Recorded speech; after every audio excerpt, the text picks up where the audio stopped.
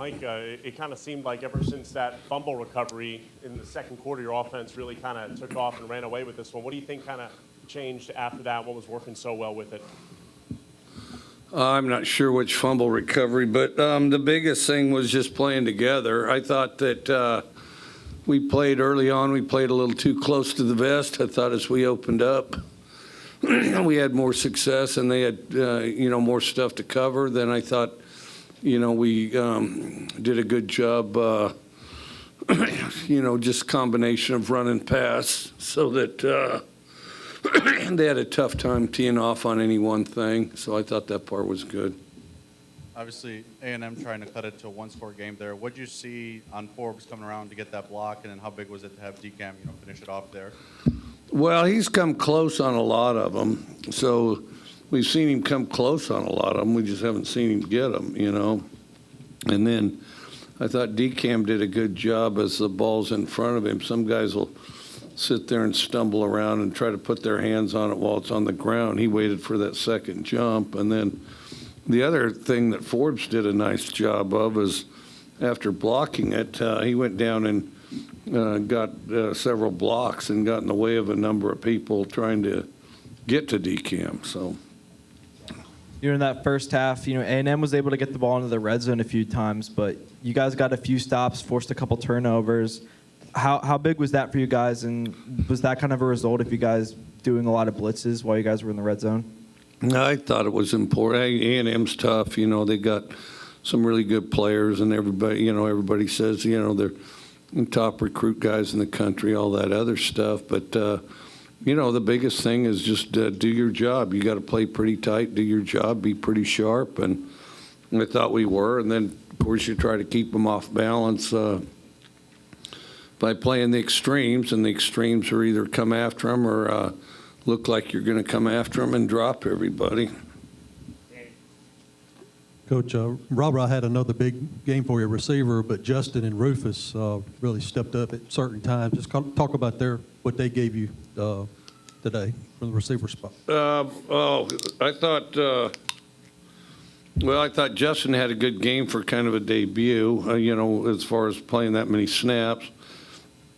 I thought Ra was explosive. I mean, the biggest thing we got to get to where we consistently practice and can develop our skills. I mean, we did some good things and some good explosive things against some good explosive people, so I think we got to build on that. Coach, I noticed even starting in the first quarter, you guys substituted a lot on defense and kept a lot of fresh guys in there, and towards the end of the game, a lot of unknown guys, not unknown, but J.P. Purvis, Sherman Timms, a lot of guys made plays outside of the regular standouts. What'd you think about so many guys being able to play on defense today?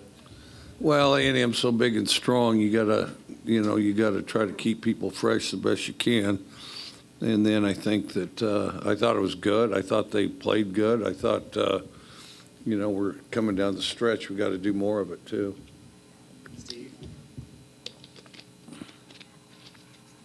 Coach, you dialed up a big shot there on a 75-yard touchdown pass to Ra. What's the decision there behind the play calling? What do you see there, and what made you feel like that was the right opportunity to take the big shot to put him away? Well, we had other options on the play, but just initially he was pressed, and, Ra-Ra's kind of a big target, and so it worked out good. Coach, it seemed like Will Rogers had a lot of time, and the offensive line was opening up holes for the running backs. How happy were you with their performance today against the great athletes of A&M? I thought they did good. I thought they played good. I thought, the biggest thing is, and we didn't play perfect, but I thought offensive line-wise, we didn't get rattled, and we, if something didn't go perfect, we'd regroup and just play the next one, which I thought was pretty important. The touchdown with Dylan late, the score with Ra. How meaningful was it for the offense to keep answering there after A&M started to put some offense together later on? No, I thought it was huge. I thought it was gigantic.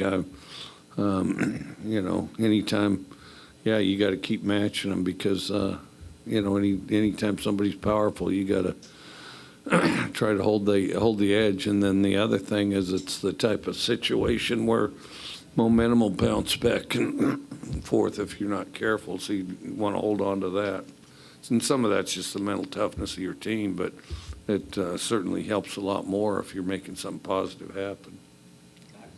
Coach, after the loss to LSU, you mentioned how this team struggled with some adversity issues, but it seemed like every time that A&M had got something going, whether it was a penalty, big play, y'all responded. Have you kind of seen that shift in practice, or was this kind of a pleasant surprise for today? It's kind of shifted in practice.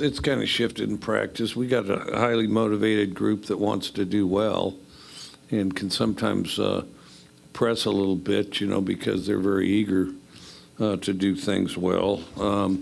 And so sometimes it's important to stay composed and just have the patience to do your job over and over again till things come your way. And so I think we've gotten better at that. In a game like this against A&M, how important was it to have guys like Buki, Emmanuel Forbes, Colin Duncan, some of those experienced guys, really step up and make, big plays in key spots there? Well, I think it was pretty important. I mean, I think, this thing was cut a little tighter than the score. I mean, anytime you got two pretty explosive teams, I mean, you got to kind of take what you can get, and then the timing of it becomes all the more important. So I do think it probably helped our timing on some key plays. Coach Bill didn't play today, but your offensive line, allowed 0 sacks. You had Nick Jones over at left tackle. How would you assess your performance of the whole offensive line and just how Nick Jones did over at left tackle?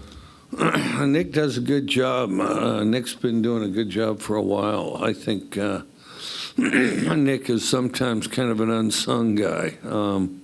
But I thought our whole offensive unit did good.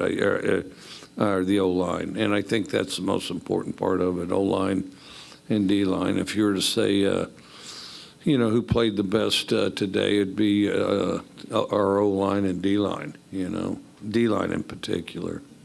Steve?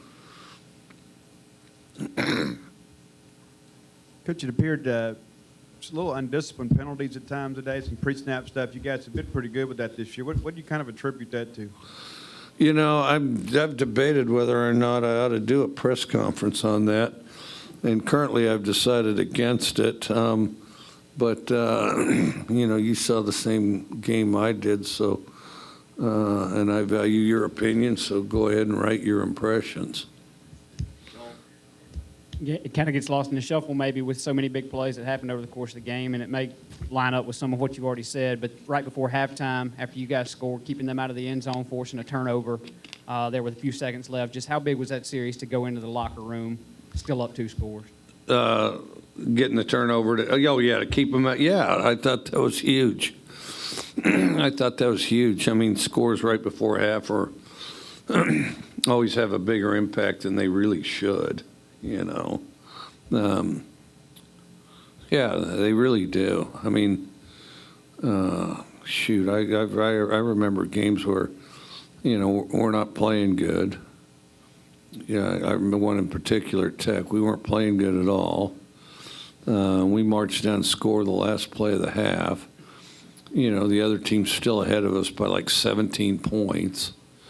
We go in there all screaming, happy, and excited, and can't wait for the second half, and then we hammered them, So, it's funny because those things can have an impact either direction. So, always beware of both positive and negative to scores right before half.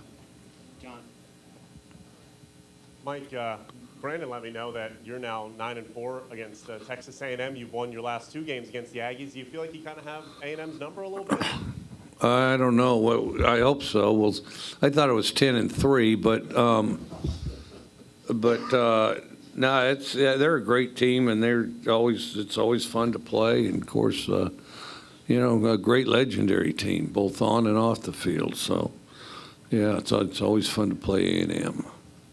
Mike, you've joked in the past of you being in that kicking competition. After that run down the sideline to call the timeout, are you competing with Dylan and Jaquavis for those running back spots too? I don't know, but there was a point where somebody lost track of, something, And, yeah, had to get that, some clarification.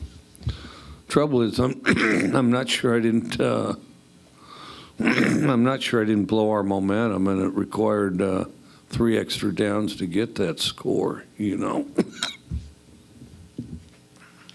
Anything else? John?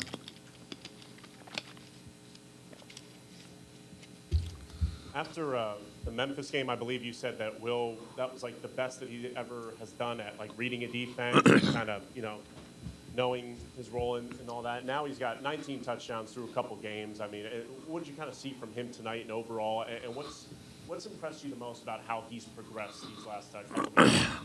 I think his O-line, his receivers, and then his running backs, of course. I think that, but he's definitely improved. He's gotten better at utilizing the weapons around him.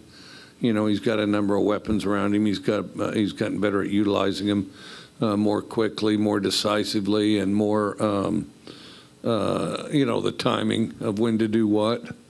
And, there's kind of a rhythm, sense of timing that goes on sometimes, and where everybody's going to be off balance at some point. He does a better job getting back on balance than maybe he did when he was younger, and some of our players maybe weren't as developed, including him.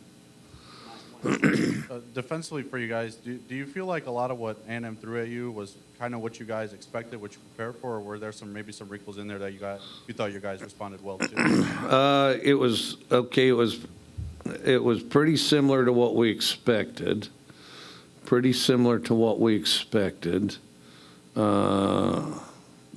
Consistent with what we saw in film, with one adjustment that we expected them to make. They